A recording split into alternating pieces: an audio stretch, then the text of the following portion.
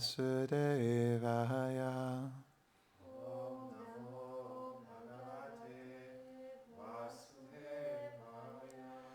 Om Namo Bhagavate Vasudevaya.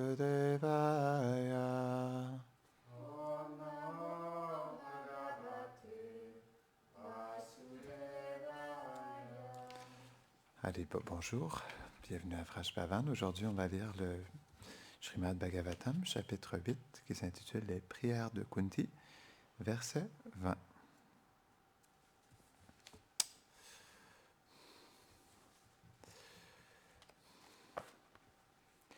Tata Paramahamsanam Muninam Amalatmanam Bhakti Yoga Vidhanartam Katham Pashe Mahistriya. Traduction. C'est un verset qui est connu. Comment nous, femmes, pouvons-nous espérer te réaliser, toi qui descends en vue d'inspirer la dévotion à ces âmes libérées qui sont pures et qui possèdent le pouvoir de distinguer le réel de l'irréel, à travers tes divertissements transcendantaux qui sont au-delà de la logique. Commentaire. Dans son humilité naturelle, Kunti, associée éternellement libérée du Seigneur, se considère déchue. Srila Vishwanath Chakravarti Thakur la cite. Je suis sans espoir en tant qu'une femme. Est-ce que même les grands sages libérés et omniscients, les Paramahamsa, qui sont attirés par toi et qui t'adorent avec des doux sentiments, sont ignorants à propos de la vérité sur tes divertissements? Connaissent-ils les subtilités de tes divertissements? Comment pouvons-nous te voir, toi qui es l'objet de la pratique du service de dévotion réservé aux Paramahamsa? Le mot Amalatmanam se réfère aux personnes qui sont libres de toutes les contaminations liées aux influences de l'énergie matérielle, les âmes libérées. Le fait que les Paramahamsa adorent le Seigneur a été expliqué dans le verset 1, 7, 10 du Bhagavatam. Atmaramas Chamunaya. Ah ouais? Ils l'ont lu hier? D'accord. Bon ben. Ah, t'as écouté la classe, c'est ça? Ah, d'accord. Bon, on va lire le verset 21 alors. Krishnaya Vasudevaya Devaki Nandanaya Cha Nanda Gopa Kumaraya Govindaya Namo Namaha. C'est un très beau verset, très connu aussi ce verset. J'offre mes hommages respectueux à Krishna, le fils de Vasudev, qui donna de la joie à Devaki en l'acceptant comme sa mère. À toi, Nanda Gopa, l'éternel enfant bien-aimé du pâtre Nanda. À toi, Govinda, le jouisseur des doux sentiments transcendantaux, dans la compagnie des habitants de Vrindavan. Commentaire. C'est joli, hein, le verset? Srila Vishwanath Chakravarti Thakur cite Kunti. Parmi tous les avatars, les différentes formes du Seigneur qui viennent en ce monde, tu es le meilleur. Le Seigneur a différents aspects, selon la douceur ou la puissance qu'il manifeste à travers ses formes transcendantales. Or, pourquoi Kunti a-t-elle une préférence pour celle de Krishna? C'est parce que dans cette forme, il manifeste davantage sa douceur que son opulence, et par conséquent, ses divertissements avec ses dévots sont plus intimes. Kunti poursuivit. Bien que tous les dévots soient emplis de l'amour de Dieu et sont donc fortunés, mon frère Vasudev est le plus fortuné, car tu l'as choisi comme ton père. Mais je considère ta mère, Devaki, dotée d'un plus grand amour de Dieu. Elle est donc la plus fortunée. Tu l'as rendue encore plus couronnée de succès que les autres en te situant toi-même dans sa matrice. C'est pourquoi Kunti s'adresse ici à Krishna comme Devaki Nandana, ou celui qui donne la joie à Devaki. Les mots « situé toi-même » indiquent que le Seigneur ne se manifesta pas par l'émission de semences. Il choisit de lui-même d'apparaître dans le sein de sa dévote. Kunti continua. Mais Nanda est doté d'un amour de Dieu encore plus grand. Il est donc encore plus fortuné que Devaki. Car tu lui as permis d'expérimenter la douceur de tes divertissements d'enfance en devenant son enfant. Mais Yashoda, la femme de Nanda, est dotée d'un amour de Dieu abondant et est certes la plus fortunée de tous. Il est ici fait référence au moment où Krishna quitta ses parents royaux, Vasudev et Devaki, dès son apparition, à cause des persécutions du roi Kamsa, pour aller vivre dans la demeure de Nanda et Jashoda. Là, le Seigneur manifesta sa forme originelle la plus douce. Il offrit donc à ses dévots la grande fortune de goûter à des échanges d'amour, d'une grande intimité en devenant leur enfant. Ceci sera expliqué dans le verset 31. Kunti dit, les divertissements que tu as effectués lorsque tu as atteint ton âge éternel d'adolescent, Kaishara, c'est quoi l'âge éternel de Krishna? Est-ce que tu sais, Shyama? Non? C'est 15 ans et quelques mois. Tu as atteint ton âge éternel d'adolescent, Kaishara, sont encore plus doux que ceux accomplis dans ton enfance, Komara. Donc, Krishna, quand il est ici, sur cette terre, quand il naît ici, il grandit de 0 jusqu'à 15 ans et quelques mois. Et donc, le premier groupe d'âge, c'est de 0 à 5 ans, ensuite de 6 à 11 ans, et ensuite de 12 à son âge éternel. Donc, il y a Poganda, il y a Komara et Keishora. À cet âge, on te nomme entre autres Govinda, car dans cette forme merveilleuse et suprêmement attirante, tu prends possession des sens de tous les êtres. Srila Vishwanath Chakravarti Thakur mentionne que dans ce verset, les dévots qui goûtent une relation avec la forme de Krishna dans son âge d'adolescence comme les gopis ne sont pas mentionnés à cause de la nature extraordinaire de cet amour et le manque de qualification pour les autres à le goûter. Intéressant. Chai. Om Gyana Timirandasya Gyananjara Sharakaya Chakshurunmilitam Jena Tasamai Shri Gurave Namaha Shri Chaitanya Manobishtam Stapitam Jena Bhutade Swayam Rupa Kadamayam Dadati Svapadantikam He Krishna Karuna Sindho Dinabandho Jagatpate Gopesha Gopika Kanta Radha Kanta Namostute Tabda Kanjana Gaurangi Radhe Vrindavaneshwari Vrishabhanusute Devi Pranamami Hari Priye Vanchakalpatarubhyashta Kripa Sindhubhyaeva cha Patitanam Pavanebhyo Vaishnavebhyo Namo Namah Jaya Shri Krishna Chaitanya Prabhu Nityananda Shri Advaita Gadadhara Shivasari Gaura Bhakta Vrinda Hare Krishna, Krishna Krishna, Hare Hare, Hare Rama, Rama Rama, Hare Hare. Namo Vishnu Padaya, Krishna Prasthaya Bhutade, Shrimate Bhaktivedanta, Swami Niti Namine, Namaste Saraswati Deve, Gauravani Pracharine, Nirvishesha Shunnavadi, Paschatare Shatarine. On va relire le verset une autre fois, c'est très beau. Et comme après ça, on passe à un autre verset. J'offre mes hommages respectueux à Krishna, le fils de Vasudev, qui donna de la joie à Devaki en l'acceptant comme sa mère.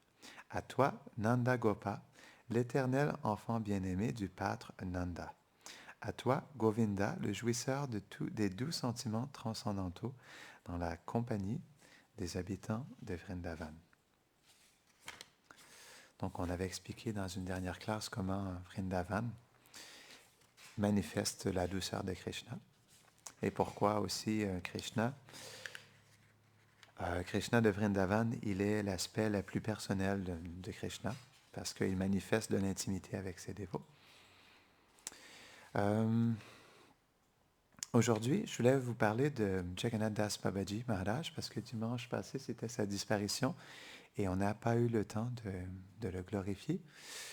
Donc, j'aimerais glorifier un peu aujourd'hui sa sainteté, Jagannath Das Babaji Maharaj. En fait, Sarvabhauma, c'est Bhaktivinoda Thakur qui a donné le nom de Sarvabhauma. Sarvabhauma veut dire le commandant en chef des Vaishnavas. Donc, c'est intéressant parce que Jagannath Das Babaji, il était un Babaji. Et donc, on pourrait se dire, comment se fait-il qu'un Babaji soit considéré comme le commandant en chef?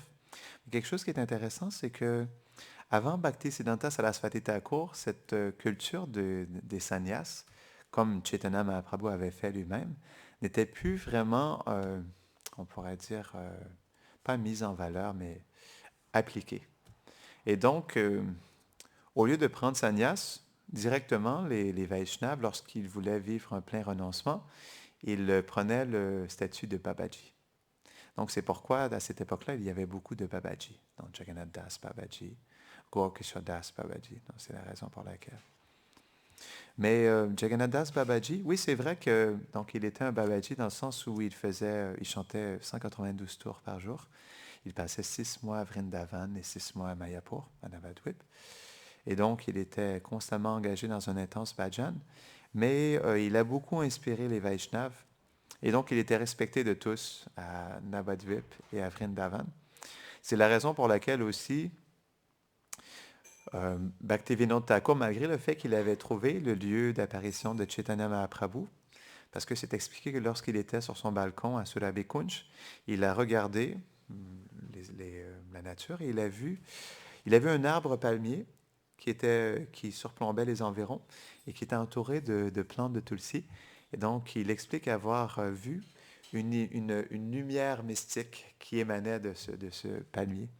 Et donc, il a senti dans son cœur que c'était le lieu d'apparition de Mahaprabhu, mais aussi, il a fait toutes sortes de recherches pour essayer de montrer shastriquement, selon les Écritures, les textes sacrés, que Mahaprabhu avait pris naissance à Mayapur. Et aussi, dans le Bhakti Ratnaka, il y a un verset qui explique que Mahaprabhu a pris naissance à Mayapur. Mais il ne savait pas exactement à quel endroit il avait pris naissance. Et même certains, à cette époque-là, je ne sais pas si encore aujourd'hui c'est comme ça, j'imagine que non, mais certains, à cette époque-là, pensaient ou expliquaient que Mahaprabhu avait pris naissance à Navadvip, de l'autre côté, en fait, du Gange. Et donc, probablement pour maintenir des cendres et pour que les pèlerins aient dans leur temple, ils glorifiaient le lieu d'apparition de Mahaprabhu comme à Navadvip. Et donc, à travers des anciennes cartes qu'il avait trouvées, à travers des textes sacrés, donc il a pu constater que c'était à Mayapur, mais il n'arrivait pas exactement à savoir. Et donc, il s'est dit que si Jagannath Das Babaji, qui était Sarvabhauma, respecté de tous, pourrait démontrer, ou plutôt il pourrait expliquer que c'est à cet endroit-là, alors la communauté Vaishnava accepterait. Et donc, il a demandé à Jagannath Das Babaji de l'accompagner à ce lieu. Il s'est expliqué que, en fait, il avait un serviteur personnel, Bihari Das, qui était très costaud, et il le portait dans un panier parce qu'il a vécu jusqu'à 145 ans, et il avait plus de 100 ans à cette époque-là, peut-être même au-dessus de 125 ans. Et il ne pouvait même pas voir tellement son corps était vieux. La peau était devenue très molle et la peau de son front descendait sur ses yeux. Et donc, pour qu'il puisse voir son serviteur personnel, Biharidas, il prenait la peau et il la levait pour qu'il puisse voir. Il était tout courbé. C'est expliqué, comme il était vieux, il était tout courbé comme ça. Vous regarderez dans les peintures, on peut voir qu'il est vraiment tout courbé.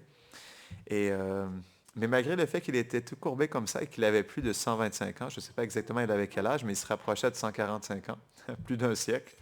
Et à ce moment-là, lorsque son serviteur l'a apporté au lieu d'apparition de Mahaprabhu, il a sauté de son panier. Il a commencé à danser avec extase, à se lever les bras et à chanter les noms de Gora. Et donc, il a dit, oui, c'est l'endroit, c'est le lieu d'apparition de Mahaprabhu. Et donc, c'est comme ça que ça a été déterminé. Et donc, Jagannath Das Babaji, c'était le Shiksha Guru de Bhaktivinoda Thakur. Donc, il lui a donné plusieurs instructions. La première fois qu'il l'a rencontré, c'était en 1880. Et ensuite, il l'a rencontré une deuxième fois en 1891. Ça veut dire 11 ans plus tard. Non? Donc, ça fait quand même longtemps. Et donc, lorsqu'il l'a rencontré, c'était le jour des Kadashi. C'est expliqué, ils ont parlé ensemble toute la nuit, donc de Krishna Katha, des gloires de Krishna. Et le lendemain matin, ils sont allés. Bhaktivinoda Thakur lui-même, il a écrit ça sur. Je crois que c'est dans son autobiographie, donc sur Jagannath Das Babaji. Il n'y a pas beaucoup de descriptions, mais dans son autobiographie, il parle de Jagannath Das Babaji. Puis il y a certains textes aussi biographiques qui parlent de Jagannath Das Babaji, les biographies de Bhaktivinoda Thakur. Et donc, lorsqu'il est allé le matin en Nagar Sankirtan, au chant des Saints-Noms dans la rue avec Jagannath Das Babaji, c'est expliqué que Jagannath Das Babaji, malgré le fait qu'il avait plus de 100 ans, il le dansait comme un lion. Et il faisait des bonds de 2-3 mètres de haut dans les airs. Et Bhaktivinoda Thakur, il exprime qu'il n'avait jamais vu ça, à quel point il avait une extase particulière, à quel point son extase, elle était intense, que tous ses associés, tous les gens qui étaient dans le kirtan, ils étaient aussi pris d'un profond extase, puis ils se mettaient à pleurer.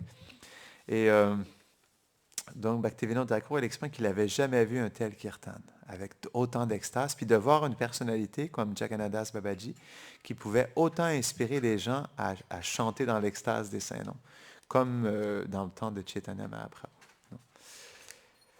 Donc, c'est à partir de ce moment-là qu'il a réalisé que Jagannath Das Babaji est un Vaishnav très spécial. Et donc, Jagannath Das Babaji, il est le disciple, et donc il a reçu Diksha de Jagadananda Babaji, non, à Vrindavan. Mais c'est expliqué qu'il a reçu Shiksha de Madhusudan Das Babaji. Et donc, c'est un Babaji qui est très spécial.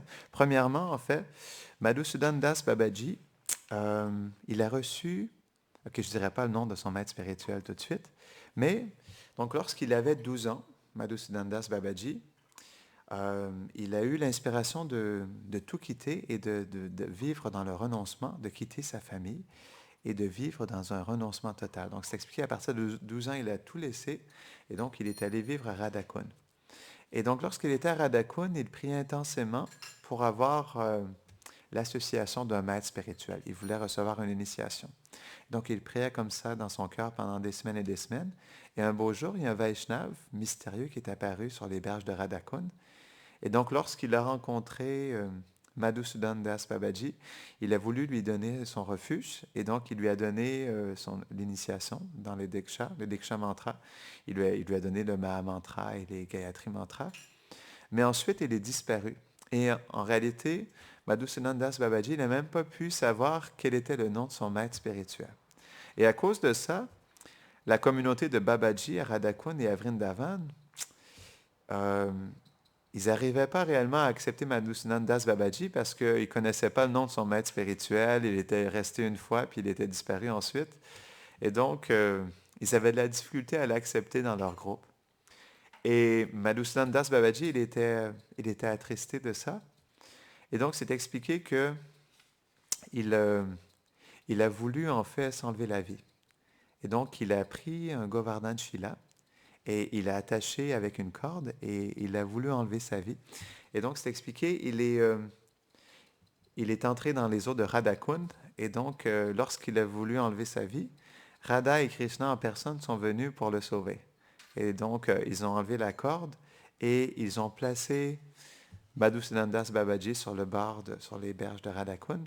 Et ensuite, ils ont écrit sur des feuilles des descriptions spéciales. Et donc, lorsqu'il s'est réveillé, il a réalisé qu'il avait reçu la miséricorde de Radha et Krishna, non, puisqu'il voulait s'enlever la vie. Mais aussi, ce n'est pas juste parce qu'il était attristé que la communauté Vaishnava de Babaji le rejette, mais aussi il était en grande séparation de Radha et Krishna, donc, principalement. C'est la raison pour laquelle il voulait s'enlever la vie. C'est comme Gaur Kishodas Babaji.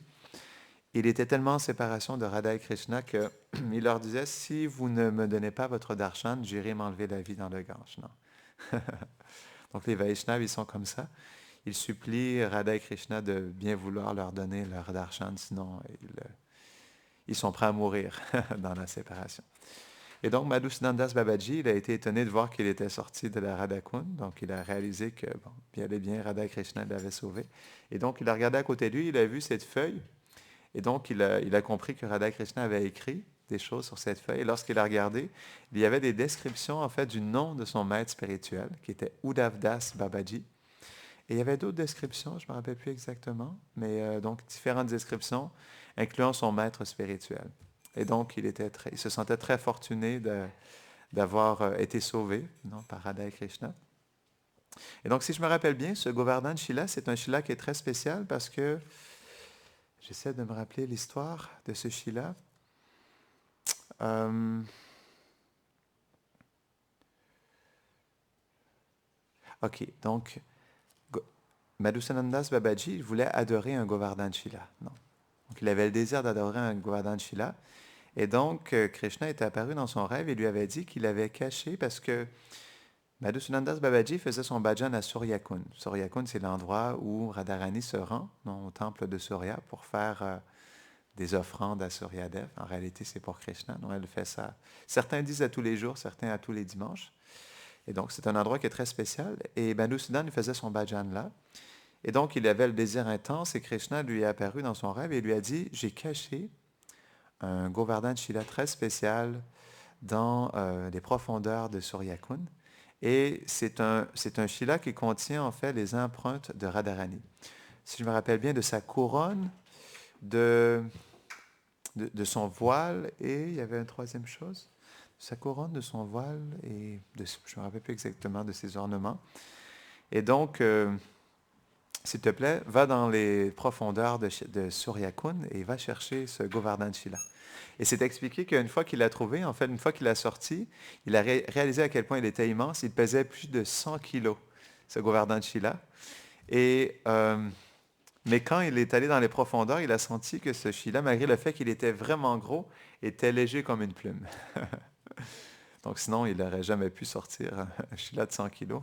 Donc imaginez-vous, 100 kilos, c'est au moins ça. Hein. Donc c'est vraiment immense. Et donc, il a commencé à adorer ce Govardhan Shila. Et ce Shila, ensuite, il a été donné à Jagannath Das Babaji. Et si vous allez à Suryakund, non, il y a je ne sais pas si c'est le Bhajan Kutir, c'est le Samadhi, non, de Jagannath Das Babaji et de Madhusudan Das Babaji. Et il y a ce Shila, en fait, qui est là encore aujourd'hui, donc avec les empreintes de Radharani.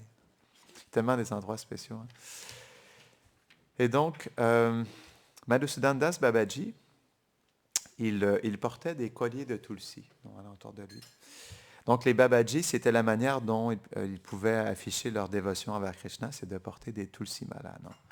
Donc, dans d'autres traditions, c'était plutôt de porter des guirlandes de fleurs. Non? Mais donc, les Babaji de Vrindavan, ils appréciaient porter des Tulsi malas. Non? Comme tous les Vaishnavas, mais bien souvent, et on peut voir encore aujourd'hui, les Babaji de Radhakund portent des gros colliers de Tulsi. Et donc, c'est expliqué que Madhusudandas Babaji, il avait 3 gros colliers de Tulsi qu'il portait avec lui en permanence.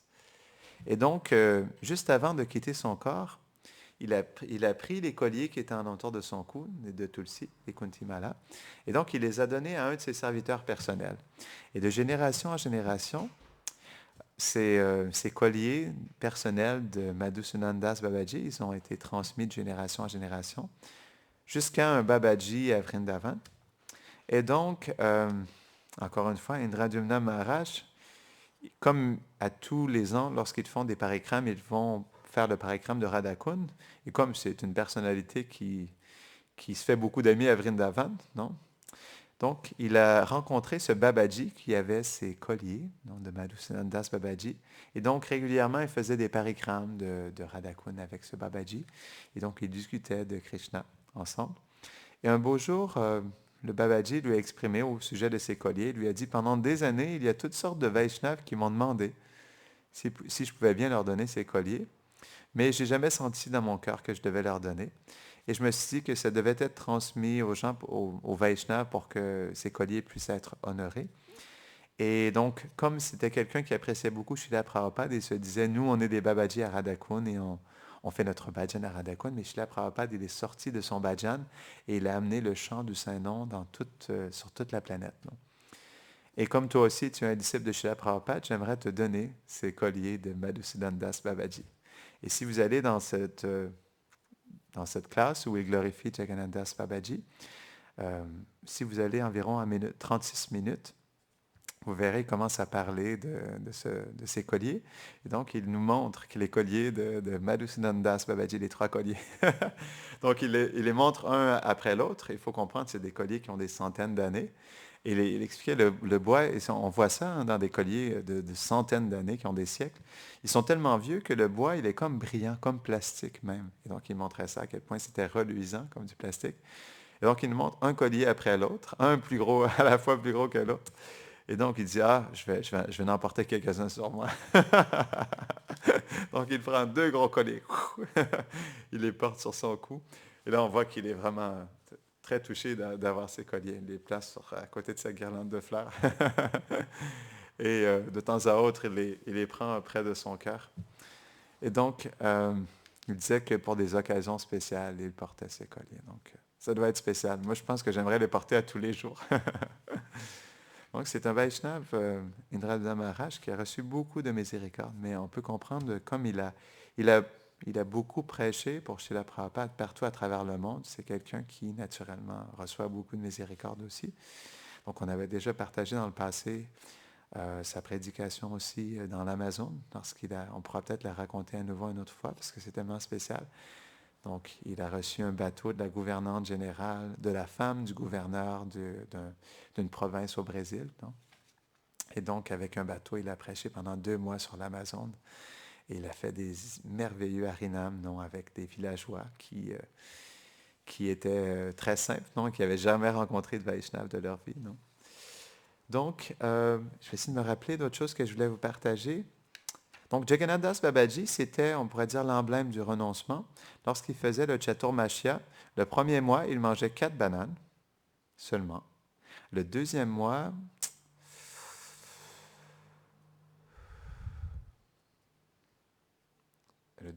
c'était, donc pendant 4 mois. Premier mois, 4 bananes. Après ça, deuxième ou troisième mois, c'était du babar. Ensuite, des feuilles de banane bouillies. Au dernier mois, il prenait que ça. Non? Donc, il était très renonçant. Et donc, il était vraiment, vraiment l'emblème du renoncement. Et donc, on ne peut pas vraiment imiter ça. Mais Indrananda Maharaj, j'ai partagé quelque chose d'intéressant que j'aimerais vous dire aussi. Donc, il expliquait que pour nous, le renoncement, il est différent parce qu'on ne pourra jamais égaler le renoncement des Babaji, comme Jagannath Das Babaji Maharaj. Mais, donc, il y a une histoire par rapport à Srila Prabhupada. À un moment donné, il y avait un disciple de Srila Prabhupada qui voulait vivre des austérités et donc qui avait commencé à marcher nu-pied lorsqu'il était à Vrindavan ou à Mayapur avec Srila Prabhupada. Et lorsque Srila Prabhupada il a vu son disciple marcher nu-pied, mais il lui a dit, mais pourquoi tu marches nu-pied? Et donc son disciple il lui a dit, ah, c'est pour faire des austérités, Prabhupada, mais un peu avec un soupçon de fierté. Et donc Prabhupada il lui a dit, mais tu n'as pas besoin d'ajouter des austérités, on est dans le Kali Yuga, on fait tellement d'austérités déjà. Ton austérité, c'est de prêcher, remets tes souliers.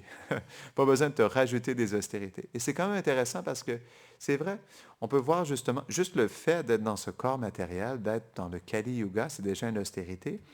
Donc, Indramda Maharaj, il expliquait aussi, comme par exemple, Prabhupada, dans l'étiquette Vaishnav, il a donné les 4 principes régulateurs, non? De suivre ces 4 principes de vie. Donc déjà ça, c'est une austérité. Donc le fait de se lever tôt tous les matins, faire le Mangalarti pour ceux qui habitent dans le temple, de chanter ses tours, et donc aussi d'aller dans la rue et prêcher, puis d'apporter la miséricorde dans la rue, c'est aussi une austérité. Donc on a déjà tellement d'austérité dans notre vie, donc pourquoi s'en rajouter? Et c'était intéressant, donc malgré le fait que Prabhupada, il était quand même parfois dur et intense avec ses disciples, donc il les faisait prêcher pendant plusieurs heures. Il ne voulait pas qu'ils se rajoutent des austérités pas nécessaires non plus. Non. Et donc, il était miséricordieux à ce niveau-là. Non. Donc, par rapport à Jagannath Das Babaji, oui, il y a une autre histoire aussi. Donc, Biharidas, qui était son serviteur personnel, donc, il avait donné une assiette de prashad à Jagannath Das Babaji. Et quand il a reçu ce prashad de Jagannath Das Babaji, il a décidé de donner la moitié à un petit groupe de chiots qui s'étaient rapprochés de lui pour quémander de la nourriture. Et quand Biaridas il a vu ça, il a essayé de chasser en fait les petits chiots. Et donc, Jagannadas Babaji lui a répondu, écoute, si tu leur enlèves leur assiette de prachad, alors tu devras m'enlever mon assiette moi aussi. Et Biaridas, il lui a dit, mais pourquoi Gurudev? Euh, ces chiots, ils sont sales, et donc je voulais juste les chasser, non, parce qu'ils sont sales. Et Jagannadas Babaji, il a dit, ce sont des dames vasi. Et comme ils sont des dames vasi, des résidents du Dham, on doit leur offrir notre respect. Non? Et donc, c'est très joli ce divertissement parce que ça nous montre à quel point on doit apprécier les Vaishnavas, ben, les résidents du Dham. Non? Ce ne sont pas des êtres ordinaires pour prendre naissance à Vrindavan, que ce soit des cochons, que ce soit des chiens, des fourmis ou des araignées. Non? De prendre naissance à Vraj, ce n'est pas une naissance ordinaire. Et donc, il y a aussi un autre divertissement. Il était à Nabadwip. Et donc, il était avec certains de ses dévots, de ses disciples. Donc, malgré le fait qu'il était Babaji, il avait quand même plusieurs disciples. Et à un moment donné, il était pris dans un samadhi. Et donc, dans son extase, il se voyait à Vrindavan et il voyait des... Si je me rappelle, j'essaie de me rappeler le détail. Il voyait des chèvres, non? Se rapprocher du prachad ou quelque chose comme ça. Et donc, il a voulu, pendant qu'il y avait une offrande, non? Il a voulu, avec un bâton, chasser les chèvres. Et donc, dans son extase, il a ah, partez, partez. Et donc, ses disciples, ils ont vu ça, puis ils ne comprenaient pas pourquoi il agissait comme ça. Puis ensuite, il leur a expliqué qu'il était à Vrindavan et qu'il y a des chèvres qui s'étaient rapprochés de l'offrande et qu'il a voulu les chasser, non? Donc là, ses disciples, ils ont réalisé à quel point c'était une personnalité spéciale. Donc, il n'y a pas beaucoup d'informations sur Jagannath Das Babaji, mais il était très proche de Bhaktivinoda Thakur. Et on s'est expliqué, il a vécu jusqu'à 145 ans. J'essaie de me rappeler s'il y a d'autres choses que je peux vous partager sur Jagannath Das Babaji.